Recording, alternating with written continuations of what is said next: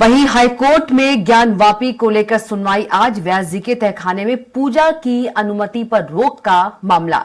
मस्जिद कमेटी की याचिका पर हाईकोर्ट में आज होगी सुनवाई। वाराणसी जिला जज ने तहखाने में दी है पूजा की अनुमति। फैसले को मस्जिद कमेटी ने हाईकोर्ट में दी चुनौती। जस्टिस रोहित रंजन अग्रवाल की बेंच करेगी सुनवाई। बड़ी खबर आपको बता रहे हैं, मस्जिद कमेटी की याचिका पर हाईकोर्ट में आज सुनवाई। वाराणसी जिला जज ने तहखाने में दी है पूजा की अनुमति। तो फैसले को लेकर मस्जिद कमेटी ने हाईकोर्ट में चुनौती दी है। तो हाईकोर्ट में ज्ञानवापी को लेकर सुनवाई आज। व्यास जी के तहखाने में पूजा की अनुमति पर रोक का मामला।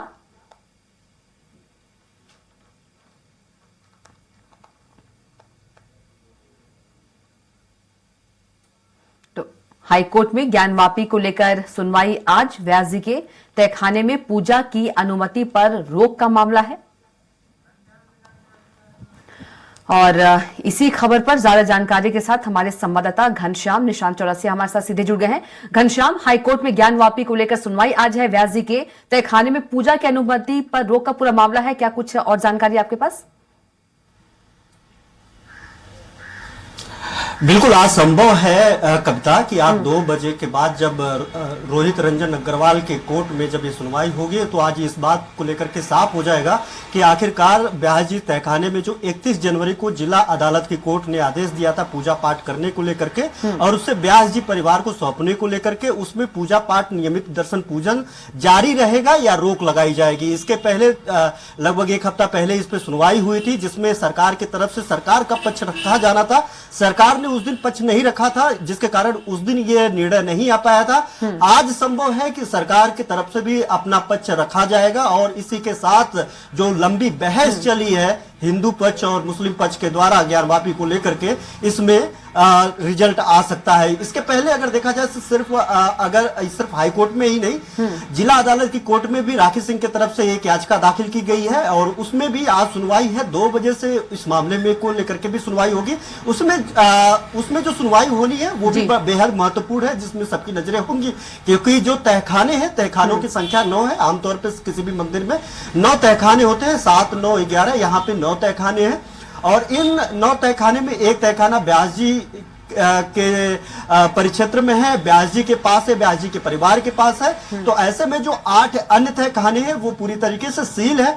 राखी सिंह के द्वारा याचिका दाखिल की गई है कि जो 8 अन्य तहखाने हैं उसकी साफ सफाई किया जाए, क्योंकि मैं एक बात और इसमें मेंशन करूंगा कि इसके पहले जो एक तहखाना साफ सफाई किया गया था वो पूरी तरीके से वहां पे कचरा भरा हुआ था, वो पूरी गंदगी थी। लेकिन उस गंदगी के इतर वहां पे जो हिंदू सेंटिमेंट से जुड़ी हुई वस्तुएं हैं वो सब सारी चीजें वहां पे थी, मंदिर से जुड़ी हुई चीजें थी। तो ऐसे में साफ सफाई के दरमियान तमाम ऐसे घड़ा घंटा और ऐसी खंडित मूर्तियां मिली जो ये साबित कर पाई कि हाँ वहां पे व्यास जी तहखाने में 1993 तक पूजा अर्चना लगातार चल रही थी। हालांकि वहां पे कभी किसी कोर्ट में और शासन के द्वारा बंद नहीं किया गया था। जिला प्रशासन के द्वारा पहले मौखिक और बाद में लिखित तौर पे वहां पे बंद किया गया था। तो ऐसे इस आधार पे 31 जनवरी को डॉक्टर विश्वेश की जिला अदालत ने आदेश दिया था और 21 तारीख की रात को ही व्यास जी तहखाने को व्यास जी के परिवार को सौंप दिया गया था। शैलेंद्र कुमार पाठक इसके याची थे।